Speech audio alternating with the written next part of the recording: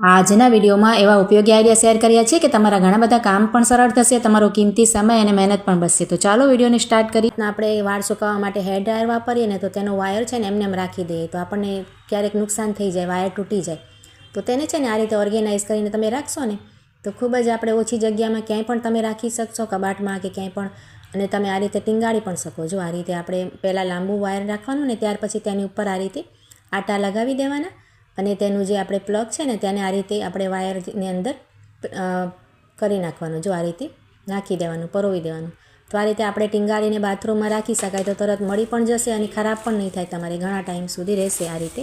તો આઈડિયા સારા લાગે તો લાઇક કમેન્ટ જરૂર કરજો। આ રીતના આપણે સફેદ કપડામાં છે ને આ રીતના બોલપેનના ડાઘ પડી જાય કે પછી સાઈ ઢોળાઈ જાય તો તેને કાઢવા માટેની તમને એક ખૂબ જ સરસ આઈડિયા બતાવું છું। તમારે કપડાને ધોવું પણ નહીં પડે અને કંઈ મહેનત પણ નહીં લાગે, એક જ મિનિટમાં તમારે ડાઘ જતા રહેશે। તો તેના માટે આપણે છે ને આ રીતના જો ડેટોલ હોય છે ને આપણે ઘરમાં કંઈ વાગી જાય એના માટે આપણે રાખીએ છીએ, તો આ રીતે ડેટોલ છે ને એક નાનકડા રૂમાં આ રીતે લગાવી લેવાનું। જુઓ, તમારે રૂ ના હોય લેવું હોય તો કપડું પણ લઈ શકો, અને ત્યાર પછી જ્યાં પણ આપણે સાઈ હશે તમારે કે આ રીતના બોલપેનના બાળકો નિશાન કરી નાખતા હોય કે પછી એમને ક્યારેક બોલપેન આપણે લીક થઈ જાય છે તેનાથી પણ આપણે શર્ટના ખિસ્સા ઉપર દાગ પડી જતા હોય છે, તમે જોયું હશે જેન્ટ્સના। તો આ રીતે જો ડેટોલને લગાવીને તમે એક જ મિનિટ ઘસશો ને તો તમારે જો આ રીતે દાગ એકદમ નીકળી જશે જલ્દીથી, આપણે ઘસવાની પણ ઝંઝટ નહીં અને કોઈ પણ સાબુ સરફની પણ જરૂરત નહીં પડે, ધોવાની પણ જરૂર નહીં પડે। જુઓ, એક જ મિનિટમાં ડાઘ છે ને આપણો એકદમ લાઇટ થઈ ગયો છે। હવે આપણે બીજું એક કોરું રૂ લઈ અને આપણે આ રીતે લૂછી નાખશું। તો જોયું ને, ખૂબ જ અસરકારક આ આઈડિયા છે, તમે ટ્રાય કરજો જરૂરથી। જો પાછળના ભાગે પણ નથી આ દાગ દેખાતો અને આગળના ભાગે પણ એકદમ ક્લીન થઈ ગયો છે। અને હવે આપણે જો ભીનું થયું છે એટલે આપણે તડકામાં નાખી દેવાનું તો સરસ સુકાઈ જશે, એકદમ સરસ આઈડિયા છે। તો જુઓ, હવે ઉનાળો આવે ને એટલે ટામેટાં છે ને ખૂબ જ જલ્દીથી નરમ પડી જાય અને પછી ખરાબ થવા માંડે, તો તેના માટે આપણે છે ને જ્યારે પણ ટામેટાં લઈએ તો આ રીતના જરાક અમથા કાચા જોઈને લેવાના, એકદમ પાકા નહીં લેવાના।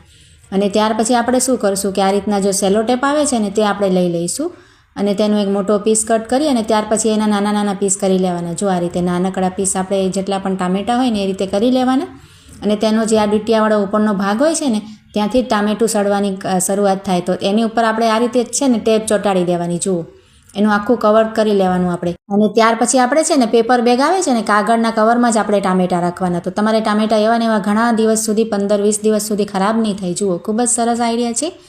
પ્લાસ્ટિકની જે કોથળી આવે છે ને એમાં ટામેટાં રાખશો ને તો તમારે ખૂબ જ જલ્દીથી ખરાબ થઈ જશે, તો આ રીતે તમારે છે ને કોઈ ડબ્બામાં રાખીને ટીશ્યુ પેપર પાથરીને પણ રાખી શકાય, તેનાથી પણ સરસ રહેશે। જુઓ, આઈડિયા ખૂબ જ સરસ છે, ટ્રાય જરૂરથી કરજો। ત્યાર પછી જો આ રીતના આપણે જ્યારે પણ કંઈ બનાવતા હોઈએ ને તો આ રીતે ચમચો કે ચમચી હોય ને આપણે અંદર ડૂબી જાય। જો આ રીતે આપણે કોઈ પણ વસ્તુ રાંધતા હોઈએ કે પછી એમને આપણે બાઉલમાં કંઈ દાળ વગેરે ભરી હોય તો તેના માટે આપણે જો આ રીતના રબડ લઈ લેવાની અને ચમચામાં છે ને આ રીતે ભરાવી દેવાની, રબડને આટા પરોવી દેવાના।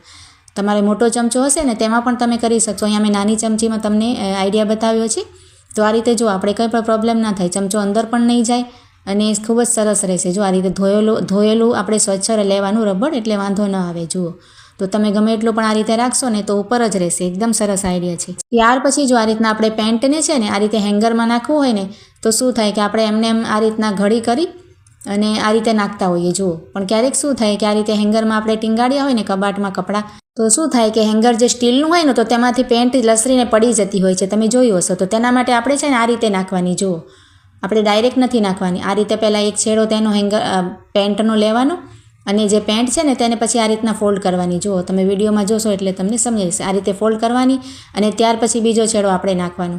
તો આ રીતે તમે નાખશો ને તો તમારે પેન્ટ ગમે એટલી પણ આપણે તમારે હલાવશો કે કંઈ પણ હશે ને કપડાં આપણે લેતા હોઈએ ઉતાવળમાં તો પેન્ટ છે ને પડશે નહીં। જુઓ, આ રીતે તમને કરીને બતાવું છું, ખૂબ જ સરસ આઈડિયા છે। ત્યાર પછી જો આ રીતના આપણે નેલ કટરમાં છે ને આ રીતે ક્યાંક પણ આપણે રાખી દઈએ તો ખોવાઈ જાય આપણે, તો તેને આપણે ટીંગાડવા માટેની આપણે કંઈ ન હોય ને તો જો આ રીતે એક રબડ લઈ લેવાનું। આપણી પાસે રબડ તો ઘણા બધા હોય છે, અને તેનું જે આ રીતે ઉપર હોલ છે ને, જુઓ અહીંયા હોલ હોય છે, આપણે દોરી નીકળી ગઈ હોય ને તૂટી ગઈ હોય ને જૂનું થઈ જાય ને તો જો આ રીતે તેમાં રબડ નાખી દેવાનું હોલની અંદર, અને ત્યાર પછી છે ને આ રીતે આપણે આટી લગાવી દેવાની। જો એકબીજામાં પરોવીને સરસ આટી તમે લગાવી દેશો ને તો રબડ તમે આ રીતના નેલ કટર આપણે રબડવાળો ક્યાંય પણ ટીંગાડી શકાય। જુઓ, ખીલી વગેરેમાં, અને આપણને સામે જ મળી પણ જાય, આપણે ગોતવામાં ટાઈમ પણ ખરાબ ન થાય અને મહેનત પણ નહીં લાગે। જુઓ, આ રીતે તમે ટીંગાડી શકો, આપણે દોરો વગેરે લગાવવાની જરૂર નહીં પડે। ખૂબ જ સરસ આઈડિયા છે, ટ્રાય જરૂરથી કરજો।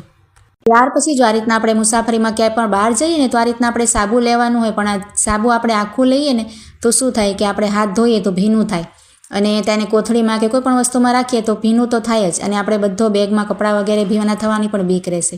તો તેના માટે આ રીતે તમને સરસ આઈડિયા બતાવું છું. આ રીતે પીલર લઈ લેવાનું અને તમે સાબુને આ રીતે ઉપરથી આમ પીલરથી કરશો ને તો આ રીતે જુઓ એના નાના નાના પીસ આપણે થઈ જશે. જુઓ તો તમારે જેટલા પ્રમાણમાં કરવા હોય ને એ રીતે કરી લેવાના. જુઓ અહીંયા હું તમને 3 પીસ કરીને બતાવું છું. પછી આપણે છે ને આ રીતની કોઈ પણ નાનકડી ડબ્બી તો આપણી પાસે હોય જ છે ને. આ રીતના એકદમ નાની હોય તો પણ ચાલે. મારી પાસે આ છે તો એની અંદર આપણે આ ભરી લેવાના. જુઓ સાબુના કટકા તો તેનાથી એકદમ સરસ આપણે રહેશે. જુઓ આ રીતે આપણે જ્યારે પણ હાથ ધોવું હોય ને વોશ કરવા હોય ને તો વોશ બેસિન ઉપર આ રીતે એક સાબુની પીસ લઈને આપણે હાથ ધોઈ શકાય. આપણે બધા સાબુના પીસ ખરાબ ન થાય. એકદમ સરસ આઈડિયા છે, ટ્રાય જરૂરથી કરજો.